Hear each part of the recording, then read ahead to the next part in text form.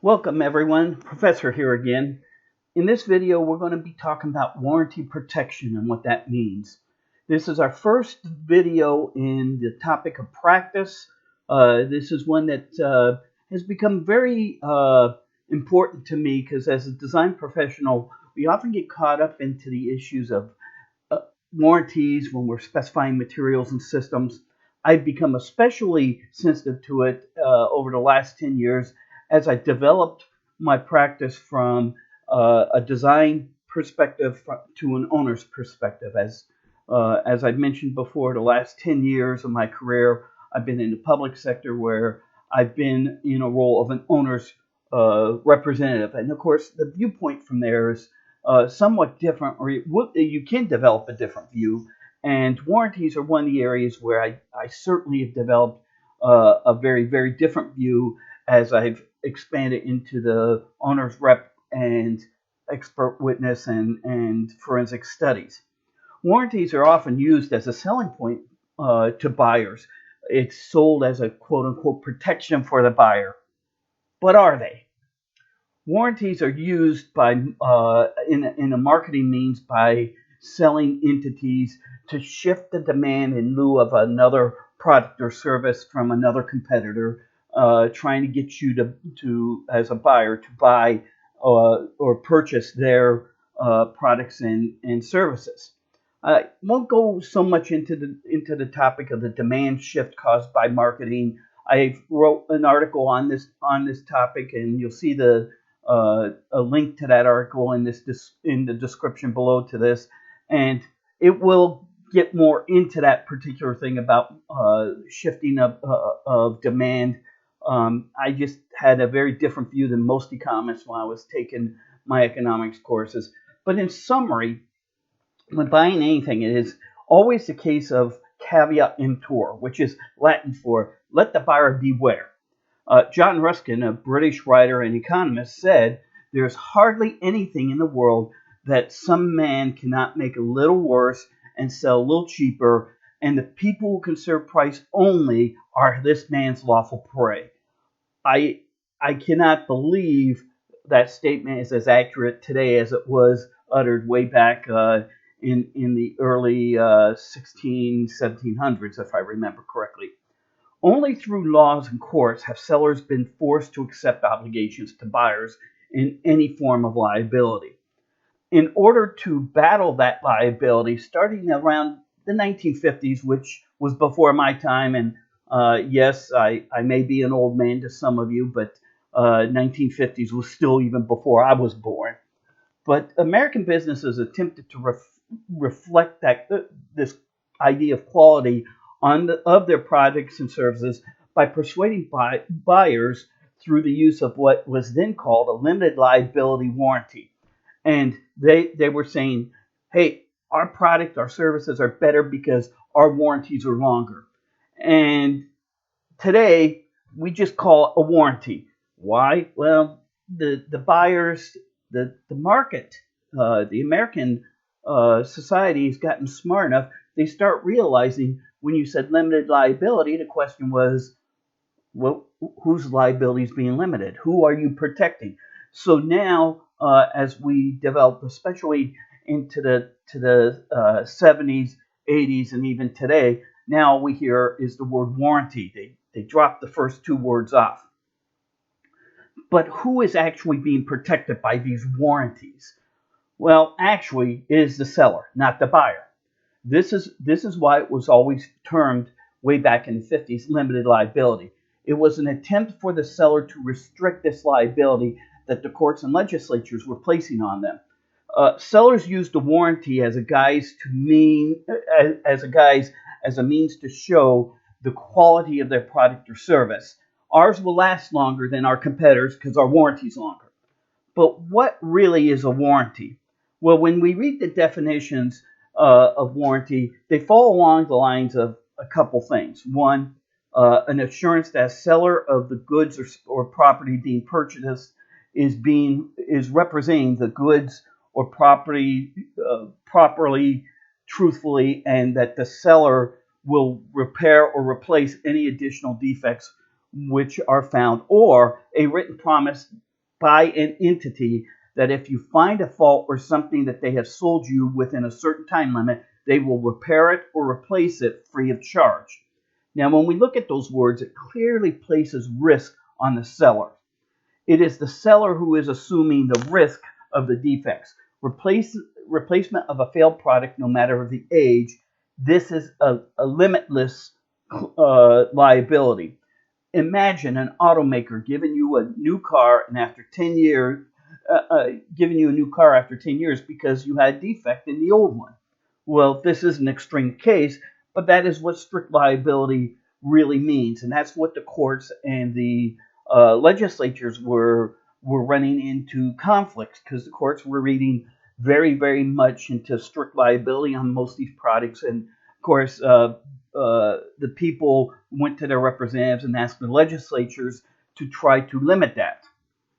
Manufacturers get around that through this limited liability warranty, and they do that because it's neither good or bad. It's just a neutral fact that these warranties are nothing more than a contract between the buyer and the seller, and this can become a moral issue when it comes to good or bad as what is done with this neutral fact. For instance, if a seller focuses on nothing but price, quality will be sacrificed in order to gain a price advantage over the competition. Now, how does that impact the buyer? Well, we don't, that's where the morals may come into. The buyer can be placed at risk if the environment has no restrictions on this. For instance, a food seller could potentially sell products to buyers that had potentially harmful contaminants. They would have restrictions that they could limit their restrictions on this. A warranty is nothing more than a contract between that owner and seller saying the seller is going to warranty, or they will promise that if any of these conditions are met, we will replace it, we will take care of you and make you whole. This is one of the most common basic principles in common law. As in all contracts, the warranty is only as good as the paper is written on. It is a promise and nothing more, just like a check.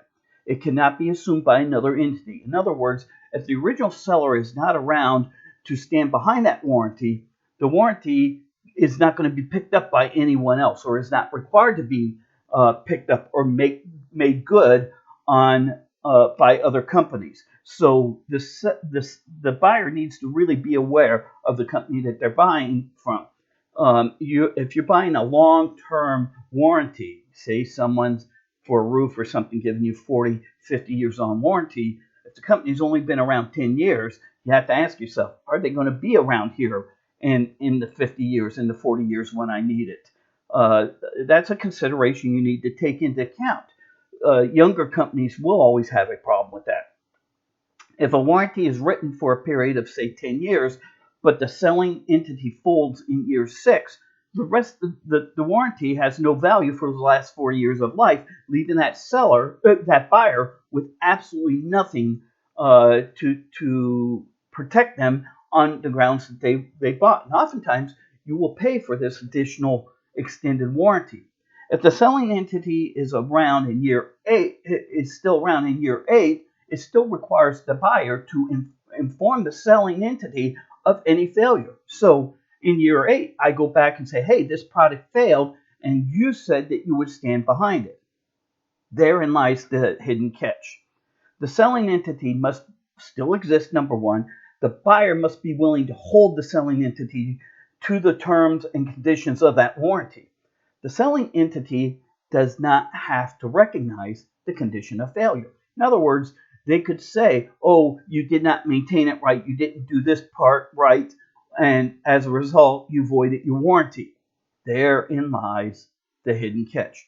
Design professionals often get wrapped up in the warranty game as a manufacturer, representatives, and others attempt to persuade us to specify their products, their systems. The design professional often presents this warranty back to our clients as a means to get the client to accept the choices that we're making for this material or system.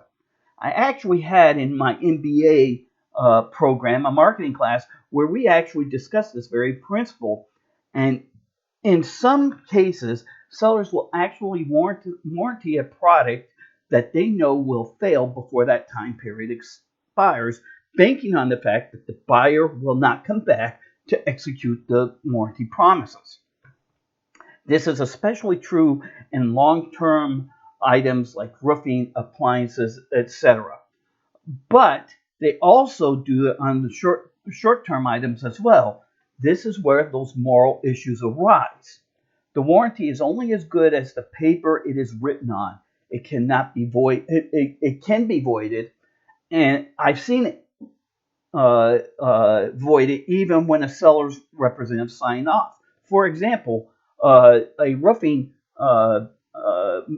manufacturer actually has a representative inspect the roof at the time that it is finished and put a signature on that warranty. While I was in my first role as the owner's rep, I had one roofing manufacturer on 3 separate projects that were separated by years in installation. When we went back, they said they wouldn't stand behind it because the warranty was voided because it wasn't installed right, even though we had a representative sign off saying that it was inspected and yes, it met the requirements for the warranty. And there was no way for us to go back because it was up to the manufacturer to sit there and say, no, we're not going to do it. The selling entity may not exist. I've seen that before where one company buys out another, and when they buy it out, they leave those lines drop and they won't represent or they won't accept those warranties for that. And that leaves the owner into a bad position, especially if you've paid for a higher priced warranty. It's always important to weigh the warranties you are presented with carefully. You've got to read them. You have to understand what they mean, understand what the restrictions are, what those maintenance requirements are. Because if you don't maintain it the way it is, what ends up happening is they void that warranty and you're stuck with paying for a whole new roof or a whole new system that is very, very expensive. That's why it's always about understanding what a warranty is and what those real protections are. For more information, see the description below in this link on the article I wrote that details a lot more about warranties. If you find this video helpful, please be sure to subscribe to the channel, like this video, and watch for future videos. Again, Professor signing off. Hope to see you next time.